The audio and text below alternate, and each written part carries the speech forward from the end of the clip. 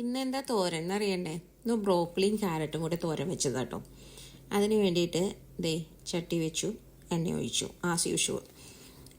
പിന്നെ അതിൻ്റെ അകത്തോട്ട് ആവശ്യത്തിന് കടുകിട്ടു. പിന്നെ നമ്മുടെ സവോള, പച്ചമുളക്, കറിവേപ്പില ഇത്ര ഇട്ടു.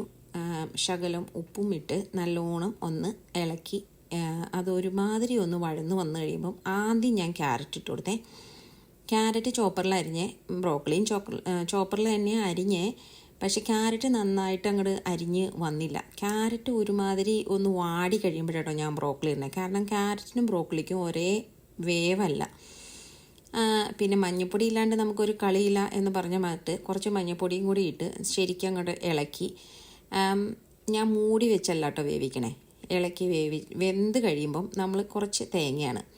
അപ്പോൾ ആ തേങ്ങ ചിരകിയത് ഇട്ട് കൊടുത്തു. തേങ്ങയൊക്കെ പിശുക്കിയായിട്ട് ഇടണേ, കാരണം അധികം തേങ്ങയൊന്നും ഇവിടെ ഇല്ലല്ലോ, അതുകൊണ്ട്. പക്ഷെ ആവശ്യത്തിനുണ്ട്, അത് മതി. എന്നിട്ട് ശരിക്ക് ഇളക്കി യോജിപ്പിച്ച് കഴിയുമ്പോഴത്തേനും നമ്മുടെ തോരൻ ഇവിടെ റെഡിയാണ്.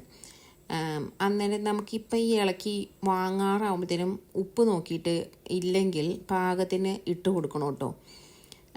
ഞങ്ങൾക്കിവിടെ ഒത്തിരി ഉപ്പ് വേണ്ട, എന്നാലും ഒരാവശ്യത്തിന് ഉപ്പ് ഇട്ട് കൊടുത്ത് നല്ല രീതിയിൽ എടുക്കുക.